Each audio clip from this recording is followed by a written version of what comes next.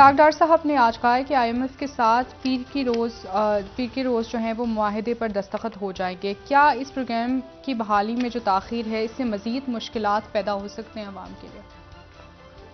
सबसे पहले तो जी एक बड़ा सानिया, एक बड़ा नाम, एक बड़ी शख्सियत आज रुखसत हुई, अमजद इस्लाम अमजद साहब। जी। और उनसे एक ऐसा लगता है जैसे बिल्कुल बहुत कुछ चला गया उनके साथ ही। बिल्कुल। और अमजद इस्लाम अमजद साहब ने इस पूरे दौर, इस पूरी जनरेशन जो गुजरी हैं और आने वाले लोग अरसे में भी जो लोग हैं उनको वो जाहिर है कि जनरेशन को मुतासर करेंगे। वारिस ड्रामा 1980 में, जी। और उससे पहले वो दरस तदरीस से मुंसलिक रहे, शायरी, इंतहाई जिंदा दिल आदमी। अनवर मसूद साहब ने आज उनकी वफात पे ये कहा कि जब ऐसे हालात हों तो अच्छे और पढ़े लिखे लोग और नफीस लोग चले जाते हैं। और अमजद साहब के साथ बड़ी महफिलें, बड़ी दुनिया है जो अमजद साहब को जानती है। और रात को सोए और सुबह जब उनको जगाने के लिए गए घर वाले, तो वो रात को किसी वक्त उनको हार्ट अटैक से उनका इंतकाल हो गया था। और चंद रोज़ पहले ही वो वापस आए थे उमरा और मदीना मुनव्वरा। और अब अमजद साहब के बारे में क्या बात की जाए, इतनी उनके साथ। एक उनके चंद अशार में भी देख रहा था, वैसे तो उनकी किताबें, एक उन्होंने लिखा सेल्फ मेड लोगों का अलमिया।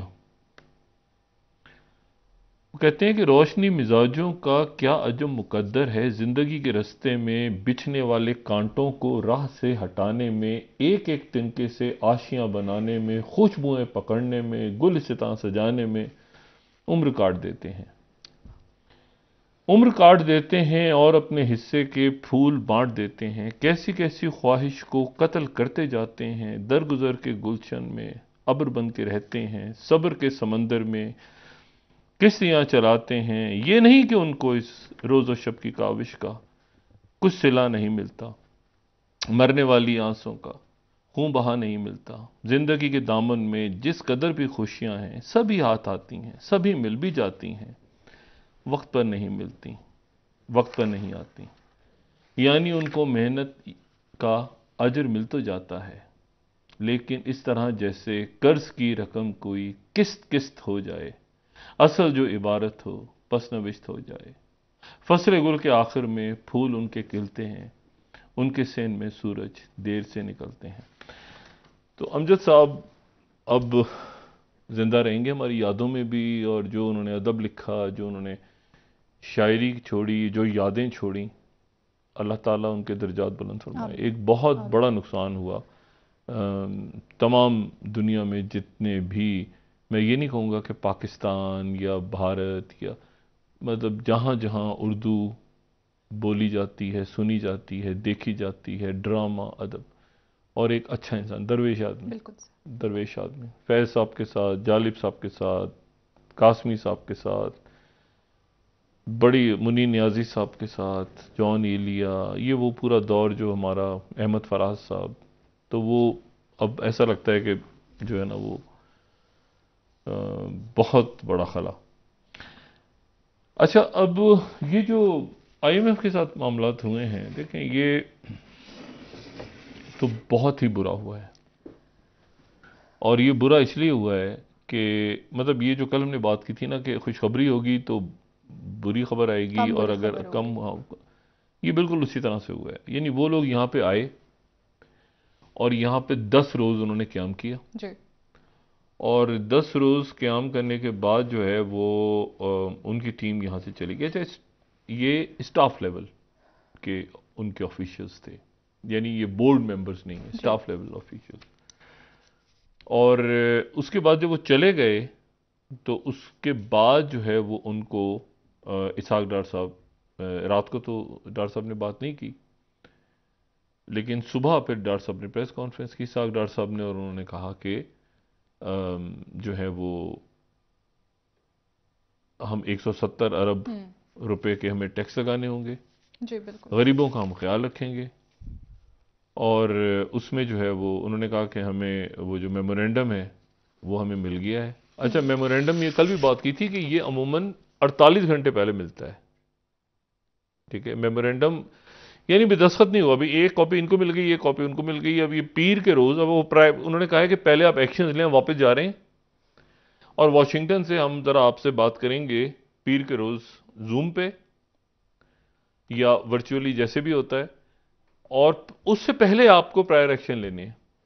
ठीक। वरना इस तरह से होता है जैसे कल भी कहा था ना कि मतलब है कि उनका एक बात ये चल रही थी कि कल रात को वो शेयर हो जाता तो फिर वो रुक जाते, यहां पीर तक रुक जाते वो, बिल्कुल बिल्कुल। या एक दिन और रुक जाते कि आप इसको देख लें जी। लेकिन वो यहां से चले गए और जाके उन्होंने कहा कि आप ही पहले प्रायर एक्शंस लें, सारे इकदाम उठाएं, और फिर हम उसके बाद आपसे जो है वो बात करेंगे। और उसके बाद जब वो एक मेमोरेंडम साइन हो जाएगा, उसके बाद एक और चीज दरमियान में, यानी मेमोरेंडम और के बाद बोर्ड में नहीं जाएगा मामला, दरमियान में एक लेटर ऑफ इंटेंट भी आ गया। अच्छा, अब इसमें जो है ये एक बहुत ही अजब सा मामला, और उसके नतीजे में आज जो ऐलान हुआ वो ये है कि 76 अरब रुपया तो बिजली के ऊपर सरचार्ज लगा दिया गया, और उसमें के इलेक्ट्रिक 1 रुपया फी यूनिट सरचार्ज जो है वो लगाया गया। अच्छा, और ये सरचार्ज क्या है? ये सरचार्ज वो है जो कि ये बिजली के मंसूबों के लिए जो कर्जा लिया था 2013 से 2018 तक, ये जो थर्मल पावर प्लांट्स और जहां उसका जो कर्जा लिया था, उस कर्जे का चूंकि सूद वापस करना है, तो सूद अब कौम वापस करेगी 2023 में। तो उस सूद को वापस करने के लिए ये 76 अरब रुपया अब कौम को 1 रुपये फी यूनिट देना है तमाम। और दूसरी जो बात है वो इसमें ये अजब एक पुरस्कार सा मामला रहा कि वो यहां पे रहे 10 दिन, और 10 दिन रहने के बाद उन्होंने किसी बात पर यकीन नहीं किया, किसी भी बात पे। बल्कि उन्होंने कहा कि आप जो हैं ये आजादो शुमार के अंदर आप गोरख धंधा इसकी फजिंग करते हैं, वो भी उन्होंने बात पकड़ी कि आपके नंबर्स गलत हैं, आप बात गलत कर रहे हैं। फिर उनकी मौजूदगी में ही वो सादगी कमेटी बन गई कि जो सादगी लाएगी, कफायत जारी करेगी, ये करेगी, वो करेगी। साथ ही साथ लोगों ने जो है वो हलफ भी उठा लिया, हलफ नहीं उठाया, नहीं, उनका नोटिफिकेशन भी हो गया। काबीना जो है वो सेंचुरी के पास पास पहुंच गई। 45 गाड़ियों की खबर भी आ गई इन्हीं दिनों में, लग्जरी गाड़ियों की, कि वो उनको मंगवाया जा रहा है बाहर से। और अब ये तो उन्होंने दूसरे मुल्कों से बात, बड़ा अजीब सा मामला है कि उन्होंने दूसरे मुल्कों के सफ़ीरों से बात की, और सफ़ीरों से बात करके उन्होंने पूछा कि जी आप पैसे दे रहे हैं, आप पैसे दे रहे हैं। सब ने, यानी ये बिल्कुल दुनिया के दो मुख्तलिफ पोल्स हैं, चाइना और आईएमएफ, और यानी हर, और आपके जो है ना, आप कहते हैं हमारे हर बुरे वक्त का साथी सऊदी अरब हमारी मदद करेगा, सब ने अपने आप को लिंक कर दिया कि आईएमएफ के साथ। आईएमएफ कह रहा है कि जी इस बात की क्या गारंटी, जो कल भी बात की थी, इसकी क्या गारंटी है कि बाहर से वाले आपको पैसे देंगे? आप कहते हैं दे देंगे। तो वो बात अभी तक बिल्कुल अटकी हुई है। प्रायर एक्शंस का वो कह गए हैं कि एक्शंस लें, पहले एक्शंस लें, फिर हम पीर के दिन आपसे बात करके देखते हैं। तो आज एक एक्शन ले लिया आप, कल परसों अगले 2-4 दिन, 14 दिन के आपके पास ज़खायर रह गए हैं ज़र मुबादला के, 14 दिन के। और उसमें 20 दिन का कहा था मुसद्दिक मलिक साहब ने कि पेट्रोल रह गया है। वो तो खैर उसका कोई ना कोई रास्ता निकलेगा बीच में।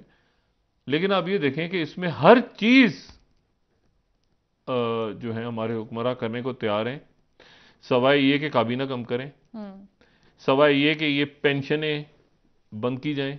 और पेंशनें तो दें आप लोगों को जो जो हकदार हैं, लेकिन पेंशनें कोई 20-20 लाख रुपए की पेंशन, एक आदमी जो है वो रिटायर हो जाता है, फिर वो दूसरी जगह काम करता है, फिर वहां से पेंशन लेता है, फिर तीसरी जगह काम करता है, वहां से पेंशन लेता है, कुछ 60-70 लाख तो पेंशन ले रहा होता है वो।